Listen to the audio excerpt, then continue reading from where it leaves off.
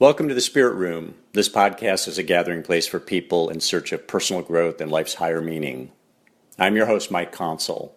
I also invite you to spend time on the Spirit Room website, where you'll find headlines about religion, spirituality, psychology, and the New Age movement. Just go to thespiritroom.org. I don't want to freak anybody out, but let's spend a little bit of time thinking about the potential immediacy and inevitability of death. I'm going to begin by quoting Stuart Brand, the founder of the Long Now Foundation, and before that, the founder of the Whole Earth Catalog. During an introduction he made at a lecture about death, Stuart Brand kicked off by describing himself as old, scrawny, and healthy, for now.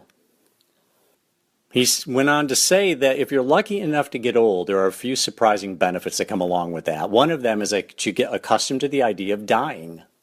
You've probably seen your parents go if you've lived to an older age.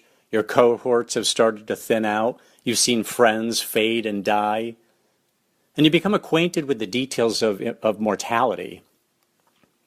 And you become interested in finding out that there are people who really know about the whole process that revolves around end of life.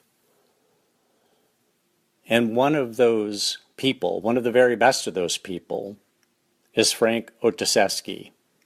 Now, before we get to Frank Ostaseski, for those of you who don't know Stuart Brand, he is perhaps best known again as the founder of the original Whole Earth Catalog, a publication that promoted rugged individualism and back-to-land movements of the 1960s, part of the counterculture movement of the 1960s.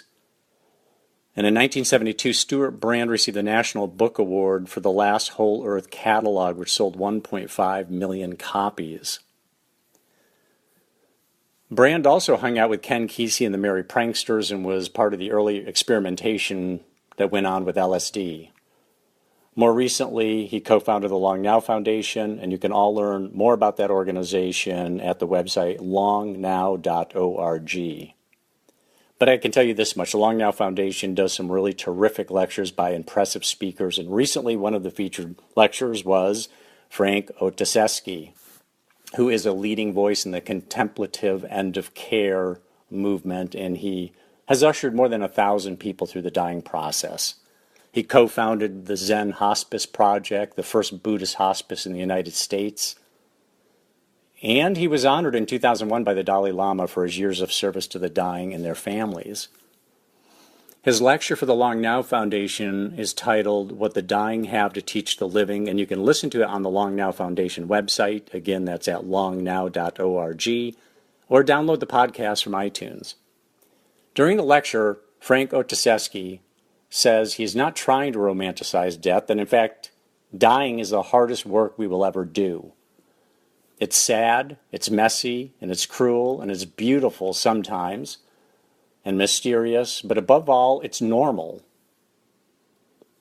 That's not something everybody gets these days, that dying is actually normal. We're here to live and we're here to die. Ostaseski says it's what every human being has in common. It's inevitable and it's intimate.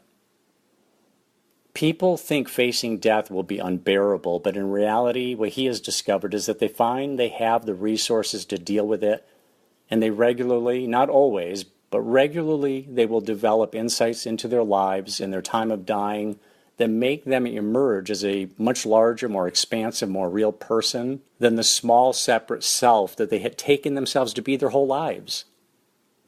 That is one message that dying people give to the living. Ostaseski summarized the insights he's learned from dying as 5 invitations to be present. And here are those 5 invitations, just in short, as headlines. Number 1, don't wait. Number 2, welcome everything, push away nothing. Number 3, bring your whole self to the experience. Number 4, find a place of rest in the middle of things. Number 5, cultivate a don't know mindset. Now, you have to listen to the lecture to get the detail on all of this, but I will say that for number two being welcome everything, push away nothing, Ostaseski quotes James Baldwin, the late great novelist James Baldwin, as saying, "Not everything that can be faced can be changed, but nothing can be changed that is not faced." Very true of death as well. As an example of point number 4, find a place of rest in the middle of things. Ostaseski says during the lecture, he tells a story of a woman he was ushering through the dying process. And she was panicking at her difficulty in being able to draw breath. I mean, who wouldn't be? So there she is panicking, trying to breathe. And she was encouraged to try resting in the moment between the breaths. And there she found a handle on her panic and was able to relax into the situation. Death is one of the most significant events we face in our lives. And for that reason, he encourages us to keep death close at hand and to find out what death has to offer us and teach us about living a more meaningful life. When we keep death close at hand, we let go more easily and we don't take ourselves and our ideas quite so seriously. We're also kinder to each other because we realize that death comes to all of us. It is what we have in common as human beings. I love this quote from Ostaseski. He says, "A life that doesn't include death is only half a life."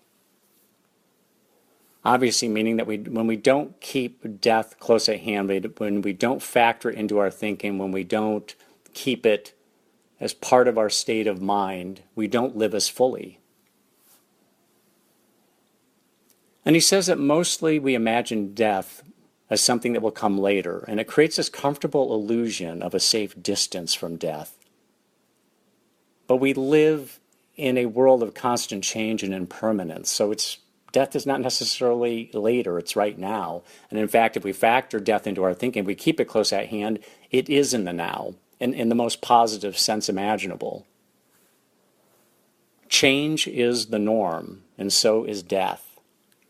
We don't need to create this illusion that it's down the road, that we can not worry about it for now, and we don't even have to think about it. Death can strike at any moment. This we know, and yet we don't factor it into our thinking. We tend to not want to even think about it. Frank Ostaseski says, "This moment is always giving way to the next. Things are vanishing right before our eyes." And again, I just love that line, the fact that this moment, the moment that we're in right now, is always giving way to the next, and that things are vanishing right before our eyes is just so true. It's just one of those things that we don't spend any time thinking about, but if you think deeply about reality, that is exactly what is happening. Also, that impermanence is the essential truth that's woven into the very fabric of our lives. He encourages us to remember that the past and the future are stories.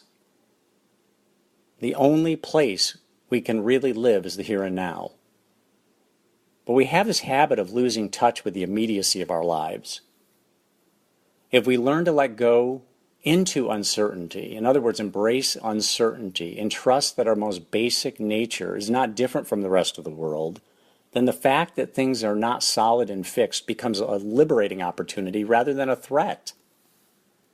Another line from Ostaseski's lecture that I just relish is this one: "Life is always coming together and falling apart."